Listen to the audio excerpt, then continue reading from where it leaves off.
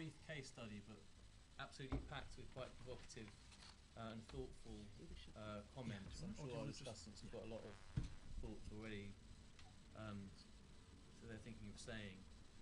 I mean, the main thing that springs to my mind is this real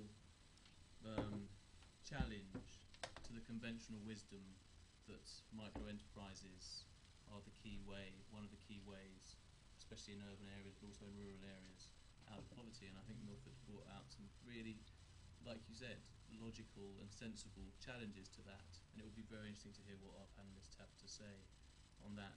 My experience in Medellin, and it's anecdotal, it's my experience, just as I haven't researched it, is that while security has improved massively in the last 10 years, although it possibly got a bit worse recently,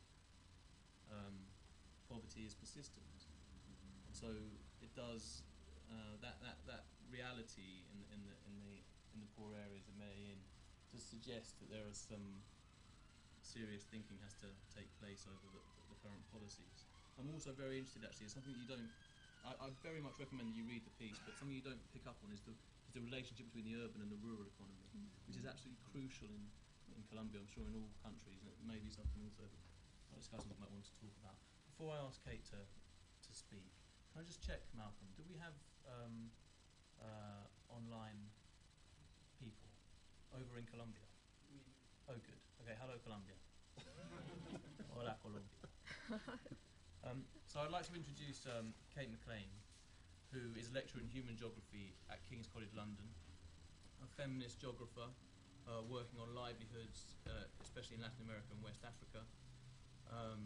Apart from gender and the informal economy, she works on microfinance, contraband, community economies, especially in rural and peri-urban areas. So maybe you might have some comments on that question that I just posed. Yes. Over to you.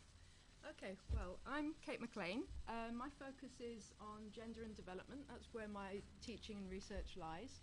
And I've worked in Bolivia mostly, but most recently in Colombia with Milford, looking at how women earn their livelihoods, mostly in the informal sector. So I've done a lot of work, as Jonathan said, on micro-enterprise and also the informal sector in terms of contraband as well. And my particular interest when I accompanied Milford to Medellin was in this transition from the focus on the micro-enterprise to the small, medium-sized enterprise and the general scaling up that was visible certainly in the attitude of and the policies of the people that we spoke to in Medellin, and is also more broadly where Latin America is moving towards. And if I can just quote my neighbour Milford here, he emphasised as well that the Inter-American Development Bank has recognised that maybe micro-enterprise and the informal sector, that has really been the focus of development policies, particularly in Latin America for the last 2 decades, maybe is not the best way to invest money to promote equitable development. Yeah? As very much reflecting Milford's argument that they're low productivity micro-enterprise and tend to be self-employed units. Yeah? Now, from the gender perspective, focusing on how women earn a living, this is kind of good and bad. Yeah? The informal sector, and particularly in Hernando Soto's work, tended to romanticize, in my opinion, some of the hardships of the informal sector, and the fact that the increasing emphasis on the informal sector tended to lead to the flexibilization of labor. It was part of that whole argument. Yeah. Having said that, it showed, like on that continent and elsewhere as well, a lot more women entered the workforce at the same time. So those were opportunities that women could take. And women dominate the informal sector. Across the globe, more than 50% of the informal sector is women's work. Yeah? So what does this shift from a focus on micro-enterprise in the informal sector to a focus on more formal enterprises with a broader outreach and a greater scale mean for women? It might mean that informal sector activity is getting kind of a channel into the more formal sector with greater social protection, etc. Or it might mean that some women are going to be left behind in that transition because there are reasons why women dominate the informal sector and hit glass ceilings, encounter leaky pipes, however you want to put it, at various stages when entering the formal sector. Okay. And that's what I want to illustrate with some of the examples that we found in Medellin, is where those barriers lie. Okay. So specifically in Medellin, again, this is these are institutions that Milford was referring to. Social urbanism, I think it's fair to say that the term was coined in Medellin. It's associated with the mayor Sergio Fajardo. I think I'm pronouncing that correctly. And if you Google social urbanism in English, your first hit is Medellin. Yeah? So it's quite an innovative development strategy, urban development strategy. And it was really predicated, along with many other policies in Latin America that are a reaction to the inequalities that are generally argued to come from the neoliberal period. It emphasizes the social aspects of development, and in particular education, actually, which isn't something that we were focusing on. But education, mass transport systems were in there as well, and also enterprise. Yeah? And part of the social urbanism umbrella was this program called Cultura E, so that's enterprise culture, basically, that emphasized the importance of developing enterprise, not only for the economy, but also violence, which is obviously a big issue in Medellin, would be addressed by promoting enterprise. Yeah. Part of the Cultura E program is the CEDESOS, which we were looking at in particular. And they are, I can't remember what it stands for, Centres of Entrepreneurial Development in particularly excluded zones. Mm-hmm. Okay. And these institutions are set up kind of to facilitate information about credit, about training, about marketing opportunities to people who have an idea for a micro-enterprise or people who have already set up a micro-enterprise and want to take it further.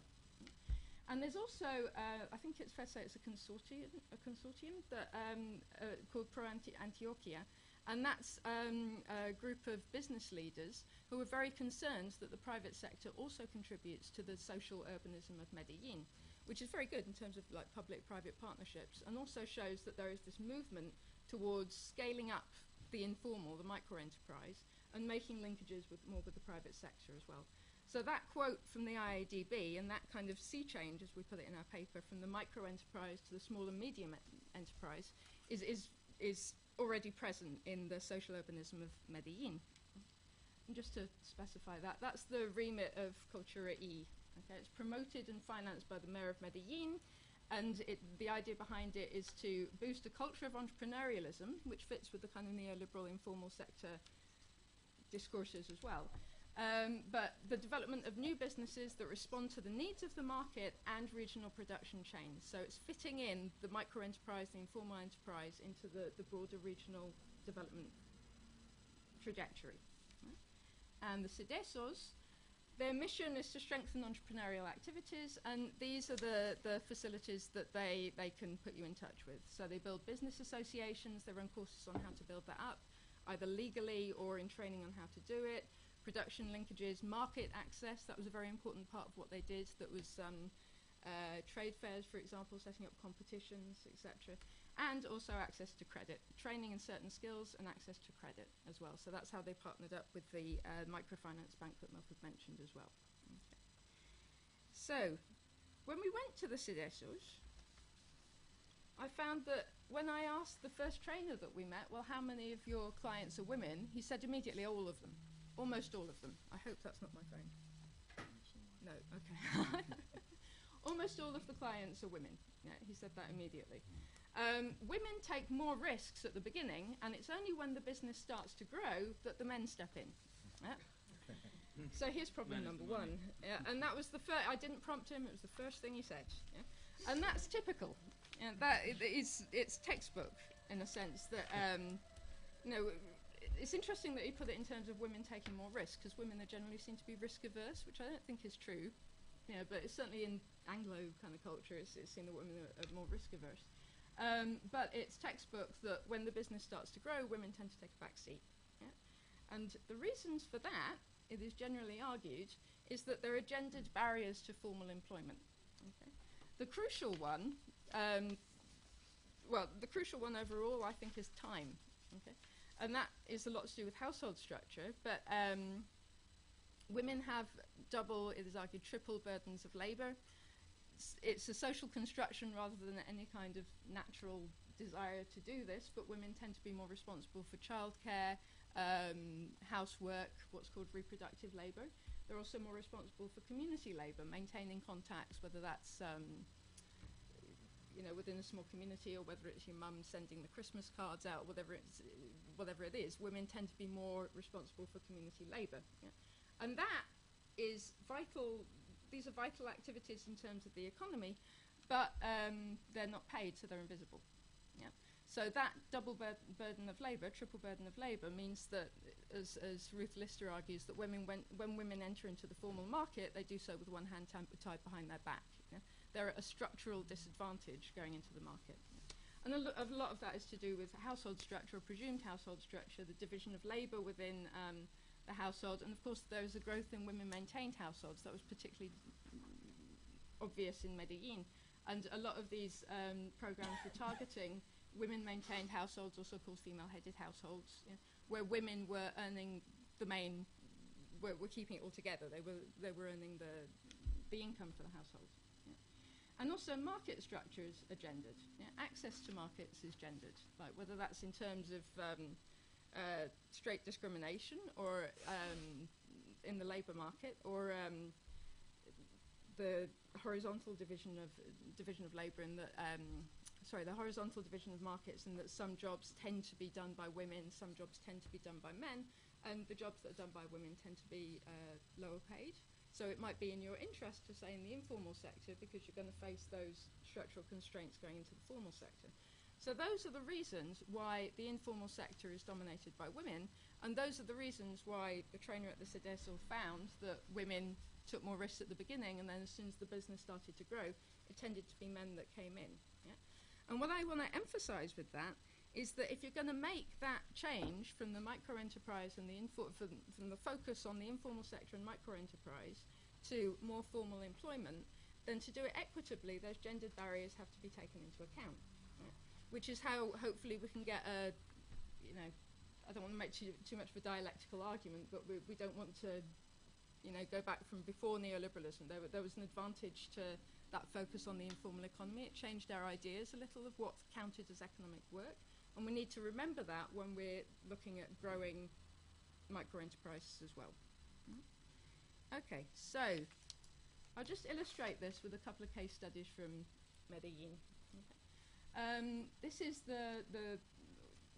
I'd say the most successful story that we encountered when we were interviewing people from the CEDESOs who've been supported by the CEDESOs. This was this lady who made ornate spoons. I confess this is not a photo from Medellin, I downloaded that. But she made spoons that were just like that, okay? So she put beads on them, and she bought the spoons, and as she put it, gave it added value by decorating them with the beads, yeah? And they're expensive. The top line of the cutlery set, it wasn't just the 4 spoons, it was a whole set, was retailing at £338, okay? And she was making a nice amount of money. She was making £1,000 per month, which when asked, she said it was about 20 to 30% of that was profit, including her own labour. Okay. So I'd actually be quite happy with that. But that lady was in a particular set of circumstances that meant she'd been able to take advantage of that move from the informal sector to the formal sector. Okay. She was middle-aged, a single woman. She didn't have any children. She didn't have any caring responsibilities that she told us about. She was identified as class 4. The people in the CEDESOs had a ranking, a socioeconomic ranking that went from 0 to 6. And we were in San Javier, which is one of the most excluded, poorest areas. So to be class 4 meant that she was quite the entrepreneurial poor, the right side of poor in a sense. Yeah? She didn't need credit to start her business. She had her own savings. And she also, thanks to the CEDESO, went into a competition for startup companies, and she'd won that competition, and the prize was capital to invest in her business. Yeah. And what she really emphasized was that the training and marketing had helped her, and also the trade fairs that they'd set up, so that she was able to go to certain trade fairs, show her spoons, and through that she'd managed to get contracts with bigger stores in the city. So she had, and she worked to order, but she had enough orders to keep her going and to make a tidy profit. Okay. Now that illustrates something that Milford was saying, is that you can find the people who've managed to do it, yeah? But there are reasons that she was able to make that jump from the micro to the small enterprise that not every woman can, and those are gendered reasons. What made it work was that she was single, so the household structure meant that she had time. She had that initial capital, albeit through a competition, but she wasn't reliant on a loan, so she didn't get trapped in the kind of downward cycle that Milford was returning to. and she'd got the access to the markets. Okay, so in that way, the Sudeso worked for her. What it provided, it worked. However, not every woman is going to be in that position, crucially because they don't have the time, they might have not have the initial capital, and then they won't be able to take advantage of the access to the markets because they won't have the time and the capital to invest in changing that enterprise from a micro to a small enterprise. Now, the solution to that is often seen as women's cooperatives. Yeah, the solution for the women who don't fit that profile. In forming cooperatives, it's seen that you can make economies of scale in terms of the purchasing, so you don't need so much capital. The group can, again, like support each other in their household labour, so you save time. And that seemed to be what a lot of people were saying was the answer to that conundrum in Medellin as well, was that in forming cooperatives or associations, they'd be able to get around that problem. And so we went to see one cooperative. This was just outside Medellin in a peri-urban rural area. Yeah. And this cooperative was set up in 1991, so it had a long history. It had contracts that they made jam. They made fruit-based products. That was jam and sweets. Yeah. They'd been set up for 20 years. They had contracts with big stores that had fallen through, so they kind of had an up and down history. They currently had 18 members, although like that membership waxed and waned with the contracts that they got, as you expect. Yeah.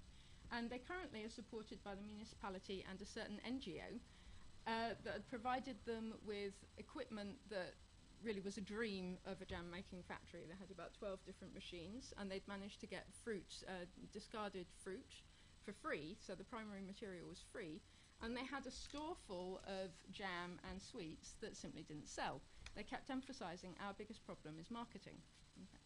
And the person I was with when I was doing those interviews had worked a lot with Pro Antioquia, and he took that as the opportunity to really emphasize how important it was to get the private sector involved, because what tends to happen is cooperatives are seen as more the NGO sector in a sense, and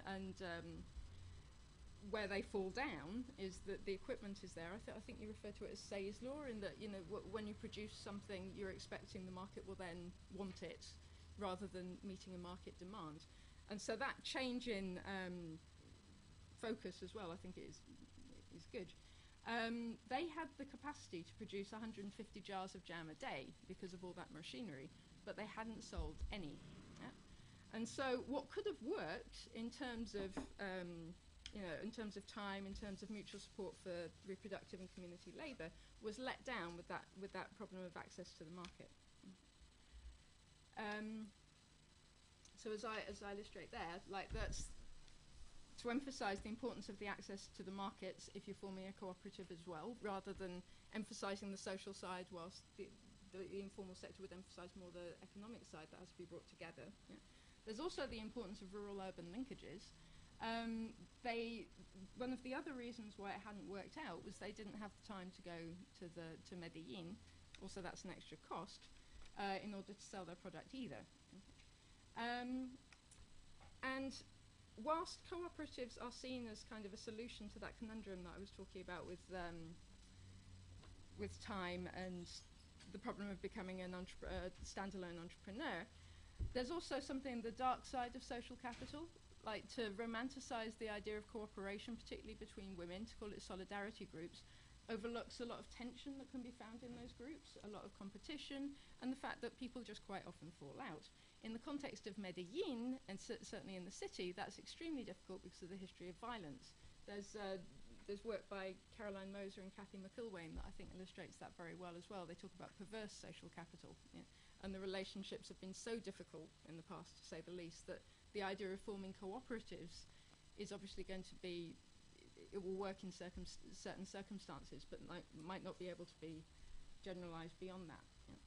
And what I'd like to emphasise as well is that whilst there is this emphasis on the failure rate in the informal economy, the high failure rate of micro-enterprise, and how surely it would be better to make those more bigger enterprises, more formal enterprises that create jobs, yeah, I think we need an understanding of how the micro-enterprise fits into people's livelihoods more broadly. As I was sitting with that group of women, yeah, one tried to sell me makeup, yeah, because that was her other sideline that she had. Yeah, Standard, I think it's called Herbal Life. It's quite a general kind of pyramid scheme, I think. Another one had bags that she'd made out of recycled material that she was selling as well. They were all talking about the children that they had in Spain and the US who were sending them money. Yeah? So to use Caroline Moser's language, they were managing very complex asset portfolios within which the cooperative played a part. Yeah? Now, that, when I asked people, particularly from Por Antioquia, how are these people earning a living, that you're wanting to tell how they're earning a living, quite often the response I got was, oh, they're not. Yeah? And I think that illustrates, not every time, yeah, but I think that illustrates that we're forgetting, in this new focus on the formal, we're forgetting the role of the informal sector. Yeah? And that's not going to go away. Okay? It's no longer called the informal sector, in fact, it's informal economies, because that relationship between the informal and the formal is complicated, and they depend upon each other. So in making that shift, whilst it might be good to make that shift from the informal to the small, medium enterprise, I think it has to be remembered that there is still a role for the informal, and it's particularly important for women. Okay. So just to conclude, I'll conclude with a couple of quotes. This is from Jo Beale, who's done a lot of work in Latin America and Africa on gender and urban development. And she's emphasizing that if you want to harness the full complement of human energy and creativity, which I think is clearly what social urbanism is about, yeah, then cities need to be inclusive and welcome diversity. And what that means is keeping a gender disaggregated idea of the key terms which you're working with, specifically the household and the neighborhood. Yeah. And in counting the successes of these programs, you need to keep a gendered count of who's winning and who's losing, because there are gendered factors involved in who is going to be able to make that shift from the informal economy to the small microenterprise economy. Yeah. And also, with Martha Chen, who kind of pioneered work on the gender in the informal sector, as she puts it, and particularly with home-based workers, the benefit of Hernandez Soto's work on the informal economy from the feminist point of view and from people who are concerned with gender and livelihoods is that it brought to the economist's tape measure the importance of that sector, the importance to development of the work that goes on in that sector, which is otherwise invisible. Yeah? And her argument is that you need to count that, you need to recognize the importance of it, and that not only changes your idea of how these people earn a living, but it involves changing your idea of what counts as the economic as a whole.